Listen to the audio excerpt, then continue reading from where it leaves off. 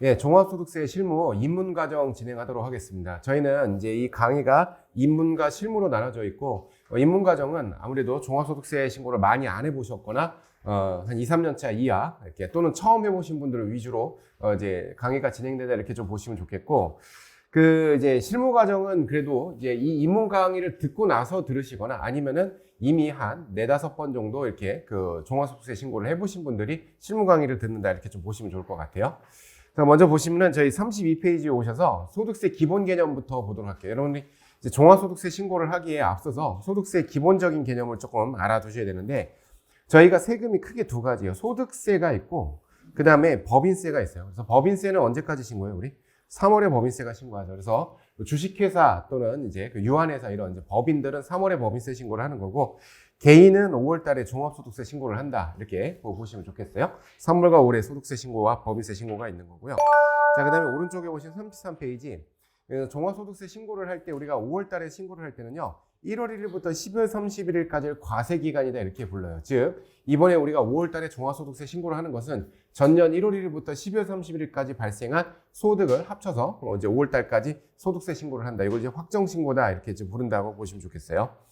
자, 그리고 소득세는 원천징수 제도가 있죠. 그래서 매월 소득이 지급될 때마다 원천징수가 이루어지고, 그 원천징수된 세금은 5월 달에 종합소득세 신고할 때 이제 먼저 낸 세금이다. 그래서 원천세를 공제를 받아요. 즉, 여러분들도 지금 회사에서 급여 받을 때 원천세 떼시죠? 그럼 그 원천세 띈 거는 나중에 5월 달에 종합소득세 신고할 때 세액공제가 되죠. 그래서 그 원천세를 이제 뭐라고 부르냐면요, 우리 소득세 신고서에서 기납부세액이다 이렇게 불러요. 기납부세액. 이 기납부세액이라는 것은 기존에 이미 납부한 세액이다 이렇게 부르는 거죠. 이 원천징수를 이제 두고 있어서 그 원천징수 세액을 공제를 한다 이렇게 좀 보시면 좋겠고, 자, 그다음에 한 장 넘어가서 보시면은 기본적으로 소득세는 순소득과세 원칙이다 이렇게 불러요. 순소득과세 원칙은 뭐냐면 벌어들인 소득을 다 과세하는 게 아니라 이 소득을 얻기 위해서 들어간 필요 경비를 빼게 돼 있어요. 그래서 오늘 이제 강의가 주로 이제 소득세 중에서 어디에 좀 초점이 맞춰져 있냐면 사업소득에 초점이 맞춰져 있거든요. 근데 이 사업소득은 우리가 벌어들인 거를 총수익 금액이다 이렇게 벌어요. 그래서 우리가 매출액이라고 부르면 되겠죠. 매출액을 총수익 금액이라고 하고, 거기서 쓴 비용을 필요경비라고 하는데, 이 필요경비를 차감해서 이 소득 금액에 대해서 과세를 하는 거죠. 그래서 총수익 금액과 필요경비를 파악을 하는데, 여러분 이 총수익 금액과 필요경비는 뭘 갖고 파악하겠어요? 기본적으로 회계장부에 의해서 파악을 하겠죠. 그럼 이 회계장부를 누가 써요? 우리가 쓰는 거죠. 회계장부를 통해서 결산을 해서 총수익 금액이 얼마고 필요경비가 얼마고 이런 것들을 이제 써나가는데, 이때 이 필요경비라고 하는 것은 반드시 입증을 해야 돼요. 뭘 갖고 입증을 해야 되냐면은 증명서류. 그래서 우리가 아무런 증명서류가 없는데 갑자기 경비에다가 1,000만 원 복리후생비 이렇게 넣으면 안 돼요. 이렇게 아무것도 없는데 1,000만 원 복리후생비 넣는 걸 뭐라 그러는지 알아요? 물장부라고 해요. 우리 업종에서 이게 전문용어로 가공경비 이렇게 부르는데, 그런 거 하면 안 됩니다. 필요경비 입증이 돼야 돼요. 주로 어떤 걸로 증명서를 입증하나요? 신용카드 영수증이나 현금 영수증 같은 게 있어야지만 되고, 최소한 뭐가 있어야 돼요? 간이 영수증이라도 있어야지만 우리가 필요경비를 인정을 해주는 겁니다. 자, 이렇게 보시면 좋겠고, 그 다음에 소득공제랑 세액공제가 있는데, 이 소득세를 계산을 할 때 이 소득공제랑 세액공제라는 게 상당히 광범위해요. 이게 상당히 좀 많은데 이걸 저희가 이제 보면서 할 거예요. 이 소득공제를 왜 하냐면 부양가족 수 같은 게 많으면 아무래도 세금을 많이 내기 어렵겠죠. 그래서 부양가족 수를 파악해서 소득공제로 빼주고, 또는 필수 생계비 같은 게 나간 게 있으면 그걸 이제 세액공제로 빼준다 이렇게 좀 보시면 좋겠습니다. 소득공제와 세액공제가 있고, 그 다음에 소득세는요, 누진세율 제도를 취한다라는 표현을 해요. 오른쪽 페이지 보시면요, 소득세 세율이 있는데, 소득세 세율이 올해에서 23년 들어가면서 좀 바뀌어요. 근데 뭐 크게 바뀌는 건 아니고 6%부터 시작해서 현재 45%까지 있는데, 어디가 바뀌냐면은 원래는 1,200만 원까지 6%였는데 23년부터는 이제 1,400까지가 6%가 돼요. 이게 이제 바뀌는 거죠. 근데 저희가 이번에 소득세 신고하는 것은 22년도 기속이기 때문에 요 위에 1,200까지 6%다 이렇게 좀 알고 계시면 좋겠고, 그다음에 또 하나, 두 번째 단계가 4,600까지가 15%인데 여기 이제 내년에 바뀌어요. 5천만 원까지가 15%가 된다. 이렇게 좀 알고 계시면 좋겠습니다. 그래서 이렇게 되면은 아무래도 세금 부담이 조금 줄어들겠죠. 조금 줄어드는 그런 구조로 되어 있고, 이 세율 구조가 이렇게 6에서 15%로 늘어가는데 위로 올라갈수록 굉장히 세부담이 높아져요. 특히나 여기 보시면요, 이 8,800만 원을 초과하는 순간부터 35%가 부과가 되죠. 이 순간부터 세부담이 급격히 늘어나요. 이 누진세율이라는 제도를 취하면 어떤 형태가 일어나냐면요. 자, 밑에 있는 예제를 한번 보세요. A, B, C 세 사람이 있는데 A는 1,000만 원, B는 5천만 원, C는 1억이에요. 자, 그럼 A에서 B로 들어갈 때 지금 소득이 몇 배 증가했어요? 5배 증가했죠. 근데 위에 세율표를 적용해 보면은 세금이 몇 배 증가요?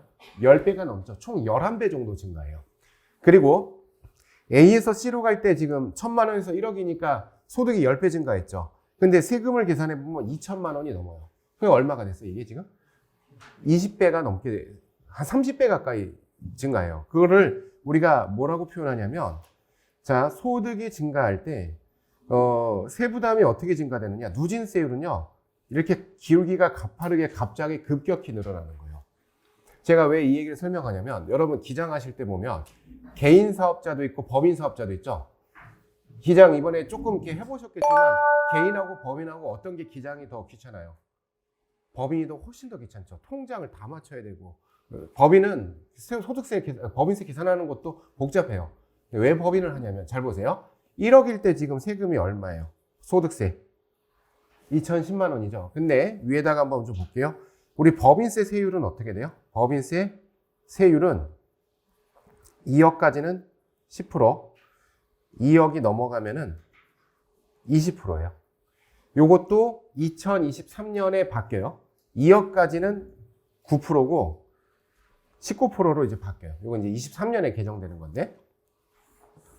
자, 2020년도 기준으로 우리가 생각해 봤을 때 법인세는 소득이 2억까지 세금을 몇 프로? 10% 내죠. 그럼 잠깐 밑에 보세요. 아까 1억인 사람 지금 소득세 얼마 나왔어요? 2,010만 원 나왔죠.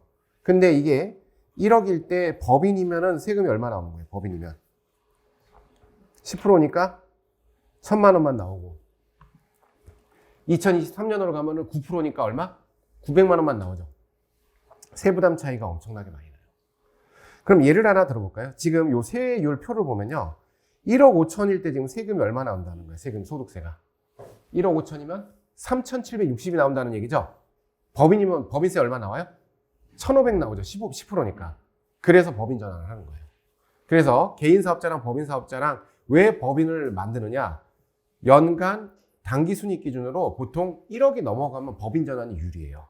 그래서 이제 그때부터는 법인으로 가서 법인으로 이제 세금을 내자. 이렇게 보통 이제 회사에서 세무사님이나 과장님들이 이렇게 법인 전환을 이제 말씀을 하셔서 법인으로 만든다. 그래서 세금 차이가 일단 기본적으로 이렇게 있다라는 것을 좀 알아두세요. 세율 차이가 엄청나요. 이거 차이 크죠? 3,760만 원하고 1,500만 원하고 차이가 엄청 크지 않아요? 좀 공감 좀 해봐요. 남의 일이랑 상관없어요? 내 돈 아니니까 어차피 세금 차이가 2배 이상 나는 거예요. 그러니까 법인 전환을 시키는 거죠. 자, 이렇게 좀 보시면 좋겠고, 자, 그다음 넘어가시고, 자, 저희가 이번에 종합소득세를 신고를 한다라고 얘기를 하는데, 일단 소득세법에서는요, 소득의 종류가 8가지가 있어요. 보시면 이자, 배당, 사업, 근로, 연금, 기타, 퇴직, 양도. 아마 전산회계 공부하셨으면 열심히 외웠죠. 2배사, 근연기, 퇴양 막 이러면서. 이렇게. 이게 옛날에는 조금 더 많았어요. 제가 세무사 시험 공부할 때는 8가지가 아니라 11가지가 그랬어요. 2배부사, 근일연기, 퇴사냥 이래서 굉장히 많았었어요. 제가 세무사 시험 공부할 때가 언제냐면 1998년도. 저 옛날인데. 어쨌든 제가 2002년부터 세무사업을 했으니까 굉장히 오래, 그때는 이제 많았는데 좀 줄이고 뭐 통폐합하고서 지금 8가지가 됐는데, 그 중에 이자, 배당, 사업, 근로, 연금, 기타까지를 묶어서 6개를 종합소득이라고 불러요. 왜 얘를 종합소득이라고 부르냐면은 여기 있는 소득은요, 다 합쳐서 아까 보셨던 누진세율을 곱해요. 그럼 퇴직하고 양도는 어떻게 되느냐? 퇴직하고 양도는 빼고 따로따로 세율을 곱해요. 그래서 아마 회사에서 여러분 기장하시다가 직원 퇴직했다 그러면 퇴직소득 원천징수하고 이렇게 해보셨죠? 그럼 퇴직소득에다가 뭐 여러 가지 복잡한 구조를 통해서 세율을 곱하고 하는데, 이자, 배당, 사업, 근로, 연금은 기타는 다 같이 더해서 세율을 곱해야 되는 거예요. 자, 그러면 이번에 여러분들 기장하시는 분들 보시면은 주로 우리가 이번에 종합소득세 신고해야 되는 사람 누구? 사업소득자죠. 사업소득자가 종합소득세 신고를 해야 되는데, 사업소득자가 만약에 다른 소득이 있다, 예를 들어서 근로소득이 있다 이러면은 이 근로소득하고 사업소득을 합쳐줘야 돼요. 또는 여러분들이 기장하시는 법인의 대표자는 보통 뭐가 있어요? 법인의 대표자는 근로소득이 있죠. 근로소득 있으면 연말정산은 끝나야 되잖아요. 근데 사장님이 근로소득도 있으면서 부동산 임대도 하나 한다. 그럼 사업소득이 있는 거죠. 합쳐서 신고를 해줘야 돼요. 왜냐면 합쳐서 신고할 때 이 누진세율 부담이 달라지기 때문에 그래요. 사업소득만 따로 하는 게 아니고 합쳐서 신고한다. 그런데 퇴직하고 양도는 합치지 않아요. 제가 왜 이걸 설명드리냐면 작년에 종합소득세 신고를 이미 해보신 분도 있고 이번에 처음 하시는 분들도 있으실 텐데 종합소득세 신고하려면 기본적으로 어디 들어가요? 홈택스에 들어가서 이 사람의 신고 안내문을 조회해 봅니다. 즉 국세청에서 홈택스에 이 사람의 신고 안내문에 너는 이런 소득이 있어라는 거를 알려줘요. 거기서 조회를 해보면 너는 이자 소득이 있다, 너는 배당 소득이 있다, 너는 근로소득이 있다, 기타 소득이 있다, 사업소득이 있다 이런 걸 알려줘서 그걸 다 조회해 볼 수가 있는데 주의할 거 거기서 퇴직소득이 조회가 돼요. 그러면 퇴직소득은 합친다 안 합친다? 안 합친다라는 거예요. 요 개념을 알고 계셔야 돼요. 퇴직소득은 합치지 않고 그거는 제외. 어디까지만 이자부터 사업근로연금 기타까지만 합쳐서. 왜냐면 그거를 합쳐서 신고하는 걸 종합과세라고 부르기 때문에 그렇습니다. 종합소득이라고. 그래서 밑에 보시면 자 여기 보면은 사업도 합치고 기타도 합치고 근로도 합치지만 퇴직 양도는 합치지 않고 계산한다. 이렇게 좀 알고 계시면 되겠고요. 자, 그 다음에 우리가 종합소득세 신고를 할 때 여러분 또 꼭 알아두셔야 되는 개념 중에 하나가 분리과세라는 개념이에요. 분리과세. 자, 여러분 앞에서 종합소득 신고를 할 때 보면 이자 배당 사업근로연금 기타가 있으면 합쳐서 신고한다 그랬죠? 자, 그럼 여러분들한테 질문해 볼게요. 여러분들 근로소득 있죠? 근로소득. 근로소득 있죠? 다른 소득 있어요? 없어요? 없어요? 잘 생각해봐. 이자 있죠? 이자. 이자 소득 있잖아요. 가끔씩 통장에 17원 정도 들어오죠? 있죠? 네. 근데 그 17원이랑 뭐 43원 더해갖고 종합소득 신고해 본 적 있어요? 없어요? 없죠? 안 하죠. 왜 안 하냐면 이자 배당 소득은 분리과세라는 개념이 있어요. 어디까지 분리과세 하냐면 2천만 원이 안 된다. 연간. 2천만 원 이하의 금융소득은 종합과세를 안 하는 거예요. 왜냐하면 우리같이 이자 소득이 몇십원, 몇백원 발생하는 사람도 다 합쳐서 5월달에 종합소득 신고하는 건 너무 번거롭잖아요. 그러니까 분리과세라는 건 어떻게 하느냐? 소득이 지급될 때 원천징수를 하고 확정신고는 안 해버리는 거예요. 생략을 하는 거죠. 자, 그러면 여러분 만약에 오늘 오신 분들은 전부 다 이자 소득이 뭐 몇백원, 몇천 원 이렇게 발생하겠죠. 근데 만약에 여러분 친구 중에 누가 한 명이 난 금융소득 종합과세에 그러면 어떻게 돼요? 친해져야죠. 최소한 금융자산이 10억 이상 있다는 얘기예요. 훌륭한 사람이야. 친해지죠. 금융소득 종합과세 대상자 많지 않습니다. 우리나라에. 몇만 명, 몇십만 명 정도밖에 안 될 거예요. 그래서 금융소득은 2천만 원이 안 되면 은행에서 이자를 지급할 때 원천징수를 떼겠죠. 원천징수를 떼고 나중에 종합소득 신고를 안 해버리는 거예요. 자, 그러면 다시 아까 우리 종합소득세 신고할 때요. 신고할 때 들어가서 보면은 이자 배당 사업근로연금 기타 중에 어떤 소득이 있습니다가 동그라미 X가 쳐져 있을 거예요. 작년에 보신 분들 있죠? 그 중에 이자 배당은 대부분 동그라미가 안 쳐져 있는데 동그라미가 쳐져 있다. 그러면 어떻게 해요? 이 사람은 2천만 원이 넘어가는 사람이에요. 2천만 원이 안 되는 사람은 아예 동그라미가 안 쳐져 있어요. 자, 그러면 이제 우리가 종합소득세 신고할 때 이자 배당을 아예 입력할 필요가 없겠죠. 그런 정도로 개념을 이해하시면 좋겠어요. 자, 여기서 한 가지 더. 우리가 지난달에 법인세 신고하고 넘어오셨죠? 법인세 신고할 때, 법인 결산할 때 보면요. 우리가 기장하는 회사들 법인세 신고할 때 배당 처분하죠. 그때 배당을 1,900만 원 처분하는 거 이익여부 처분계산서에 입력하는 거 보신 적 있으세요? 몰라요? 내년에 한번 보세요. 보통 주주가 100% 갖고 있는 이 이제 법인들 배당을 할 때 대표이사가 100% 갖고 있어요. 배당을 2,100만 원 하면 어떻게 돼요? 지금처럼 5월 달에 종합소득세 합산 신고를 해야 되는 거예요. 그러면은 세금도 많이 나오고요. 건강보험료가 부과가 돼요. 거기에 대해서. 근데 배당을 1,900으로 하면 지금 어떻게 돼요? 여기 지금 2천만 원이 하니까 종합소득 신고할 때 안 뜨겠죠? 그래서 그때는 종합소득 신고를 안 하니까 1,900에 대해서 원천징수세율이 몇 %냐면 이자 배당은 14%거든요. 14% 원천징수세율만 내고 나중에 건강보험료도 이 부분에서 부과가 안 돼요. 그래서 보통 1,900을 하는 거예요. 근데 가끔 불의의 사고가 있어요. 뭐냐면 제가 사장님하고 얘기해서 1,900만 원 배당을 처분했는데 사장님이 그해 이자 소득이 150만 원 생긴 거야. 그럼 합쳐서 2천만 원 넘어가죠.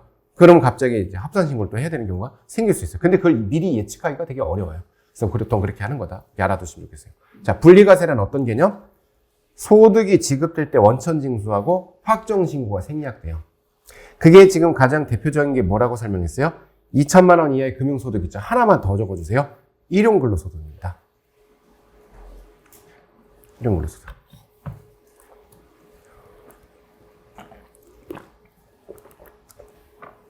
자, 왜 이걸 또 설명드리냐면 우리 기본적으로 종합소득세 신고를 할 때 홈택스에서 그 사람의 신고 안내문에서 소득 자료를 내려받는다 그랬죠. 이 사람이 근로소득이 얼마 있느냐, 사업소득이 얼마 있느냐 내려받는데 거기에서 또 뭐가 조회되냐면 일용근로소득이 조회가 돼요. 그럼 종합소득세 신고서에 태운다 안 태운다? 안 태우는 거예요. 안 가는 거예요. 걔는 그냥 다운받는데 그냥 버리는 자료라고 생각하시면 돼요. 그래서 일용근로소득은 분리가 되기 때문에 종합소득 신고서에 작성하지 않는다. 이걸 꼭 기억해 주세요. 요거는 종합소득세 신고서에 작성하지 않는 거예요. 그렇지만 나머지 소득은 소득이 지급될 때 원천징수하고 나중에 합산신고를 해줘야 됩니다. 여기까지 알고 계시면 좋겠어요. 자, 그래서 이제 보시면 여기 사업소득과 근로소득, 이자소득이 있는데 이자소득 2천만 원이 안 되니까 얘는 제외하고 요 둘만 데리고 가야 된다. 종합소득세 신고서에는 이런 개념으로 알고 계시면 좋겠습니다. 자, 넘어가시고 자, 38페이지 보시면은 저희가 이번에 종합소득세 신고하실 때 꼭 좀 기억하셔야 되는 게 쭉 우리가 공부할 내용은 벌어들인 총수익을 총수익금에 쓴 비용을 필요경비라고 한다 그랬죠. 그래서 총수익금액에서 필요경비를 빼면은 소득금액이 구해져요. 근데 이 총수익금액에서 필요경비를 빼서 소득금액까지 나오는 구조 있죠. 요거는 아까 보셨던 이자, 배당, 사업, 근로, 연금, 기타가 각각 따로따로 다 구해요. 따로따로 구한 다음에 종합소득세 신고서에서 요 단계에서 합쳐줘요. 요거를 합쳐주고 그 다음에 소득금액이 나오면 여기서 소득공제를 뺍니다. 이때 이제 이제 많이 우리가 고려해야 되는 것 중에 하나가 인적공제라고 해서 부양가족. 이 사람이 부양가족이 많으면 많을수록 세금을 내기 어렵겠죠. 그래서 부양가족 공제를 해줘요. 이 부양가족 공제는 혹시 올해 초에 연말정산 업무를 해보신 분들은 그 연말정산하고 거의 똑같아요. 거의 똑같아요. 부양가족이 한 명당 150만 원씩 공제를 해주는 연말정산하고 동일하게. 그리고 소득공제에서 또 주로 빠지는 것 중 뭐가 있냐면 국민연금 낸 거 있죠. 국민연금 납부액 이런 것들을 이제 소득공제로 빼줍니다. 중요하게 이런 굵직한 것들 좀 알아두시고 과세표준이 나오면 세율 6에서 45% 세율을 곱하고 그다음 선출세액이 나온 다음에 여기서 세액공제를 빼는데 근로소득세액공제라든지 배당세액공제 이런 것들이 좀 빠지게 되고 또 저희가 이런 거 좀 많이 보실 거예요. 기장세액공제라는 거 있어요. 이런 거 좀 잘 알아두세요. 기장세액공제. 세액 감면도 빼고 그러면 결정세액이 되는데 이 결정세액에다가 가산세 납부할 것이 있으면은 이제 가산세가 납부할 거를 더하고 그러면 총 결정세액이 돼요. 자, 그러면 기납부세액이 아까 뭐였어요? 미리 납부한 세금을 그랬죠. 그 미리 납부한 세금이 원천세액도 있고요.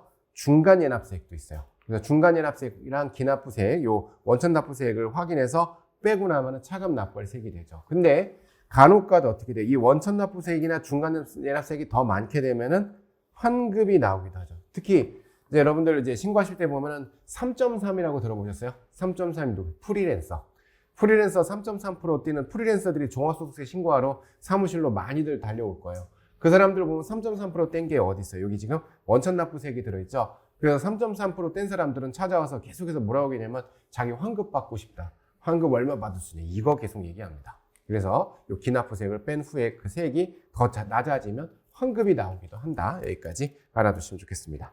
자, 이게 소득세를 계산하는 기본적인 구조고요.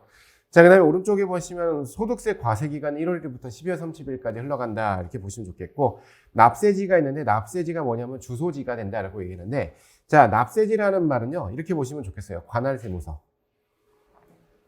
자, 우리가 소득세 신고서를 작성하고 제출하면은 관할세무서에다가 제출을 하는 거잖아요. 전자신고를 할 때 관할로 들어가는데, 이게 관할이 개인사업자가 주소지. 이게 조금 헷갈립니다. 뭐가 헷갈리냐면요. 이런 부가세는 관할이 어디로 되냐면 부가세는 사업장 소재지가 되는데 만약에 사업장이 역삼동에 있어요. 자, 그러면 우리 여러분 사업자 등록증 보신 적 있죠? 이 사업자 등록증에 밑에 보면 무슨 세무서 써 있죠? 그게 뭐예요? 부가세 주소지를 기준으로 나오는 거예요. 우리가 사업장이 그 가게가 역삼동에 있으면 역삼세무서 이렇게 나와 있어요. 근데 이 사람이 집이 어디냐면 동작구에서 출퇴근해요. 그러면 종소세는 어디다가 신고해야 되느냐? 이거는 동작세무서에다가 신고를 해야 돼요. 그래서 이게 관할이 좀 달라져요.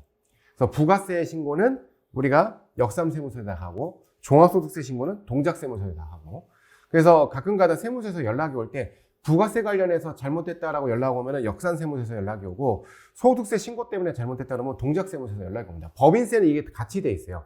법인세는 그 주소지랑 이제 법인세 부가세 사업장 소재가 똑같기 때문에 관할세무서가 같지만 소득세는 관할세무서가 다르다는 것도 알아두시면 좋겠습니다. 그러면 우리가 종합소득세 신고를 할 때요. 그 회사 등록에 보면은 그 사람의 주소지를 넣죠. 그걸 잘 넣어야 되겠죠. 만약에 그거를 잘못 넣으면은 관할세무서가 잘못 들어가겠죠.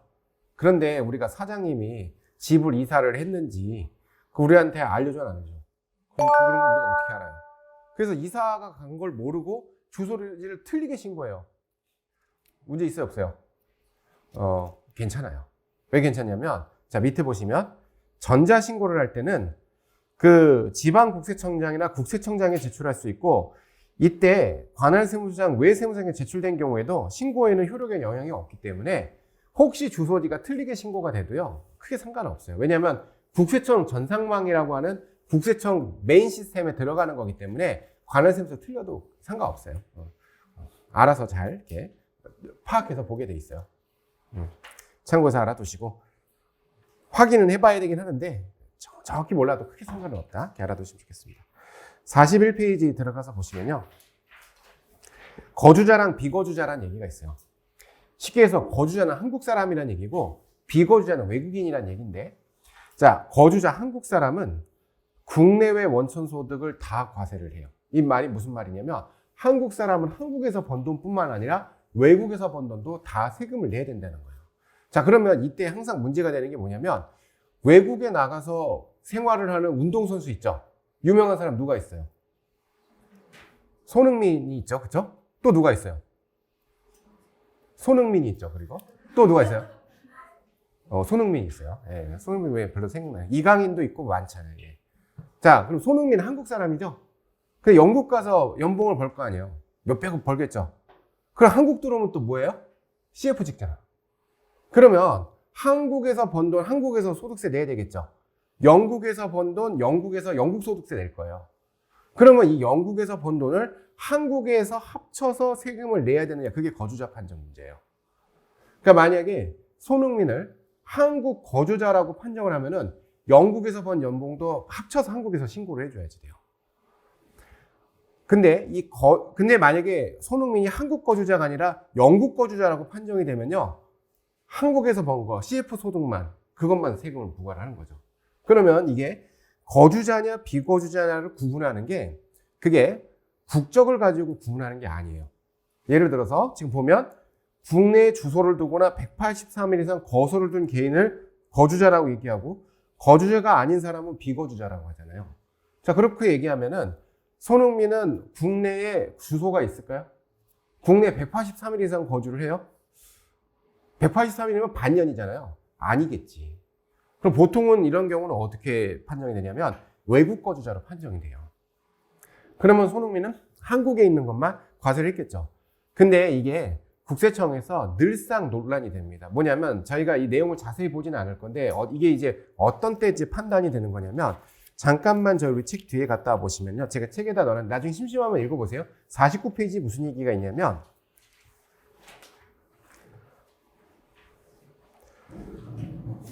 밑에 보면 일본 프로축구 리그에서 활동한 선수를 비거주자로 판단한 사례는 뭐냐면 이 사람도 똑같이 한국하고 일본하고 왔다 갔다 하면서 생활하는 한국 사람이겠죠. 국가대표 선수예요, 이 사람도. 실제 판례 내용을 보면.